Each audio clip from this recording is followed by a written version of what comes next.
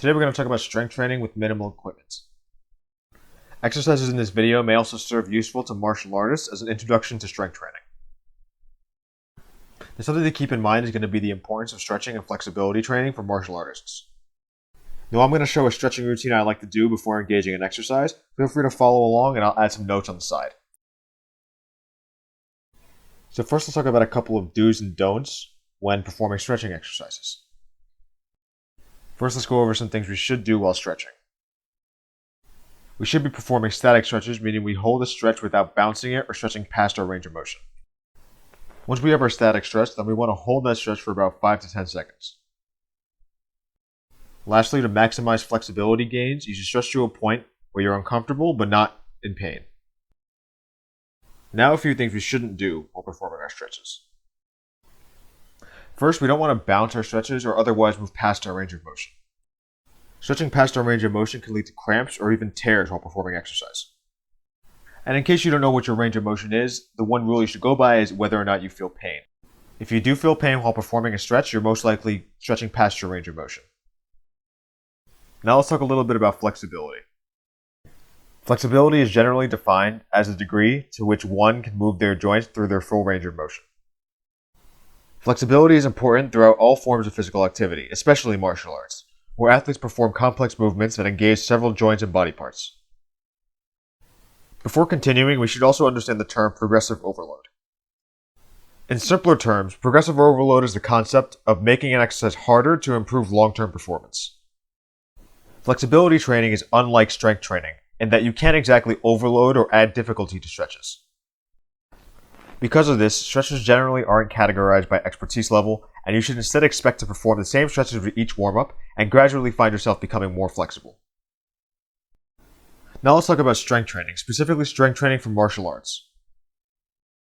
Similar to endurance athletes, martial artists often limit their strength training. This is usually for two reasons. Number one, they don't want to get bulky. Martial artists require speed and agility, and carrying more mass will slow you down.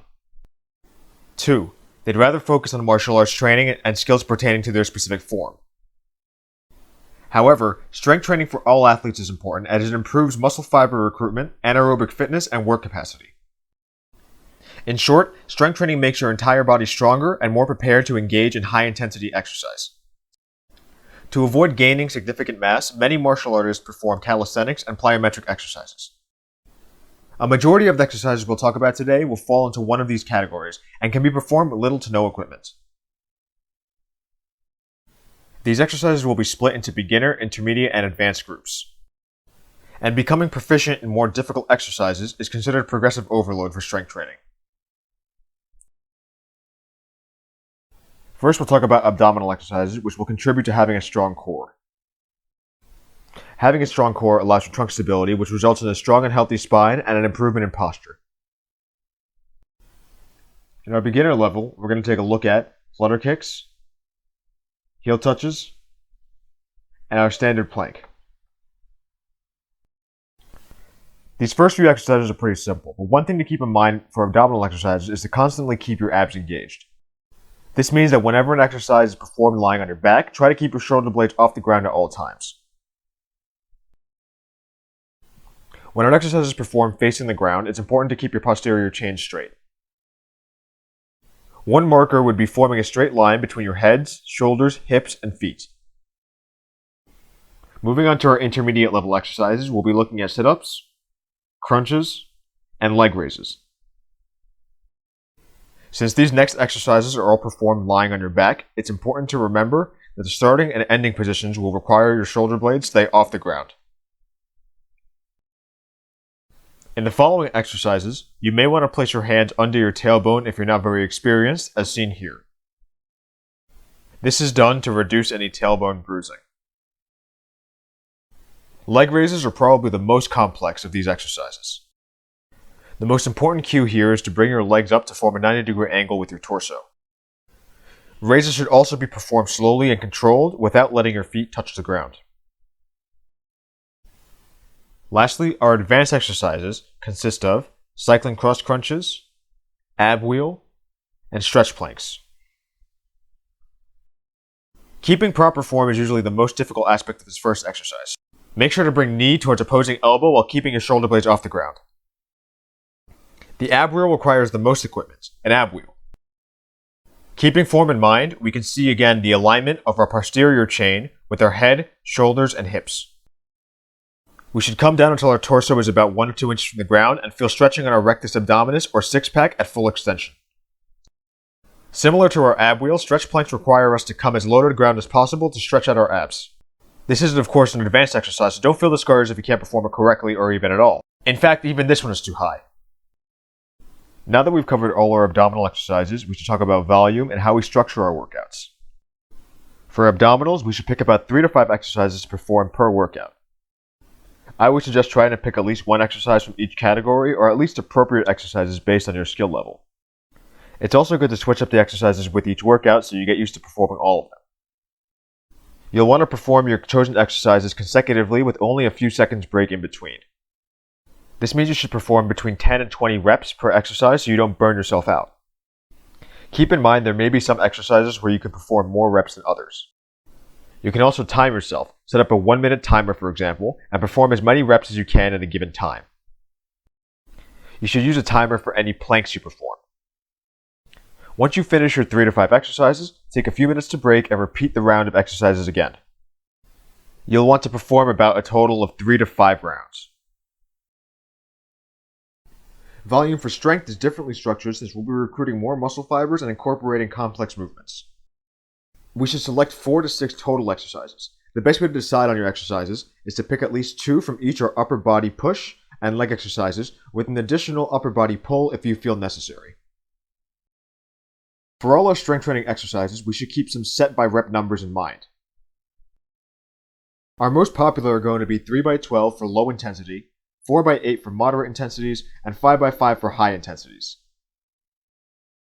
Of course, these sets by reps aren't set in stone, and you should always perform your exercises appropriately.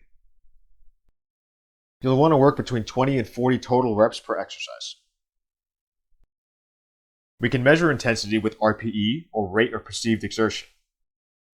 Essentially, rate the difficulty of your performance on a scale from 1 to 10 and aim to work at an intensity of about 6 to 8. You can also think of our difficulty scale for flexibility. Exercises should be performed so that you can feel muscular strain and uncomfortability, but not pain. Now let's take a look at our upper body push exercises. Our upper body push exercises will work muscles in our chest, triceps, and shoulders, as well as adding to our core stability. Before we start, we should discuss some form cues. First, we should make sure we position our arms outward at about a 75-degree angle. Next, we want to make sure we go up and down in a straight line. Because we're angled against the ground, this means our head moves forward slightly on the way down in each repetition. We should come down until our chest is about 1 to 2 inches from the ground. However, if this is too difficult, you can come down to where your elbows are at a 90-degree angle. Lastly, we should be sure to keep a straight posterior chain. Before jumping into our push-ups, we should discuss the relationship to a standard bench press and how it can help us better understand performing push-ups. Here's a simulated bench press. You can see by the highlighted bar path, resistance should be moving up and down in a straight line. Similarly, we should be moving in a straight line from the ground during our push-ups. Now we'll look at the positioning of our arms outward, starting with the good rep. In this next position, our arms are too close, forming about a 30 to 45 degree angle as shown here. Now our arms are too far apart, forming about an 85 to 90 degree angle. Instead, we want to grip the bar so that we form about a 75 degree angle as shown here.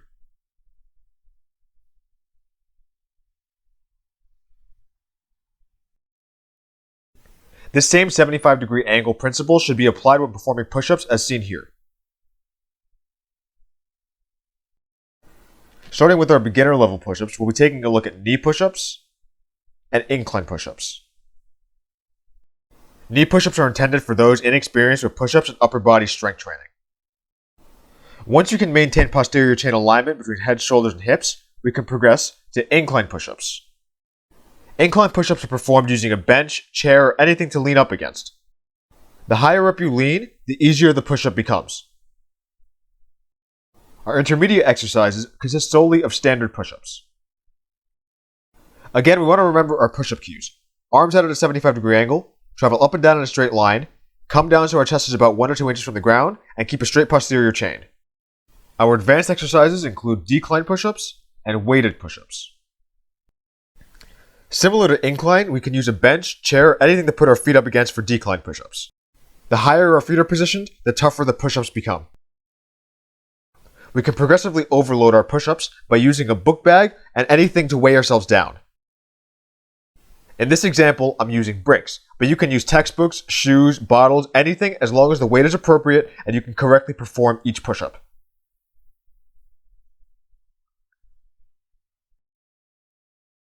Now we're moving on to lower body exercises.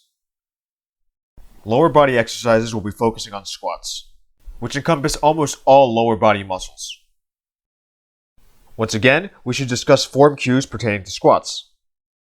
Before starting our squat, we should rotate our hips outward and keep our feet at about shoulder width. Next, we have to make sure our heels are kept on the ground at all times. This is usually easier to do when wearing flat-soled shoes or no shoes at all. When performing our squat, we should descend so that our knees are at a 90-degree angle or lower. Lastly, we should envision our squat as a hip and back movement, so our hips should thrust forward with each rep, and we should try to avoid leaning forward, instead keeping our back as straight as we can. Now I should quickly mention squat mechanics and genetics. You can usually tell your genetic squat potential by doing a simple exercise. If you can sit like this easily, you have higher squat potential and can usually jump right into exercising. However, don't be discouraged if this task is difficult. Some people are genetically predisposed to be unable to perform a squat, such as myself, and the only way to truly improve is through training. This is important to bring up because depending on your mechanics, some exercises listed here may be easier or harder than categorized. For some individuals, such as myself, squatting with little to no weight is actually harder than squatting with heavier weights because of the lack of resistance to counterbalance the movement. Now let's finally move on to our beginner level squats, taking a look at counterweight squats and bodyweight squats. Counterweight squats can be done with anything from a ball to a weight by keeping it close to your chest and squatting while holding it still. This is generally the easiest squat regardless of mechanics. Bodyweight squats are performed similarly, but without anything in your hands and with your arms extended forward to again act as a counterweight.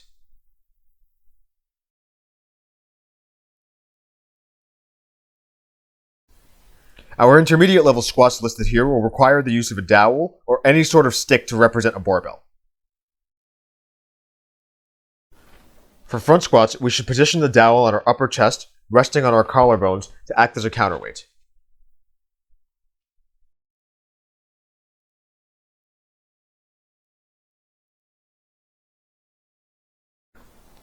Back squats should be performed with the dowel resting right above our shoulder blades.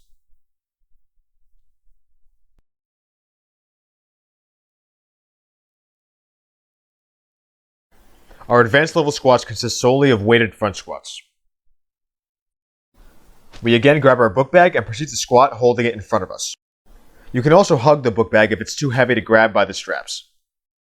Do not put the bag on your back. The weight may cause you to break form, either rounding your back or pulling you backwards with no counterbalance. Lastly, we have our upper body pull exercises. Now, these are hard to perform with no equipment and are progressively overloaded by adding more weight. For this reason, there are no categories by difficulty, as the best way to make these exercises more difficult is to add more weight. We'll only be looking at 2 exercises, the first of which is bent over rows. Using our book bag, pull the weight towards your lower chest while keeping your back straight and elbows tucked in. Be sure to perform this exercise slowly and controlled. Our last exercise is the bicep curl. While one of the more well-known exercises, there are certain form cues we have to keep in mind. Make sure not to swing the weight up using momentum, but instead curl the weight through its full range of motion while keeping your torso still and upper arms from moving. While these exercises may have been selected for their usefulness to martial artists, strength training is crucial for all athletes and important for personal health. Exercises demonstrated in this video can serve as an introduction to general strength training, as almost anyone can perform these. Feel free to leave any questions, comments, or suggestions down below, and let me know your favorite strength training routines.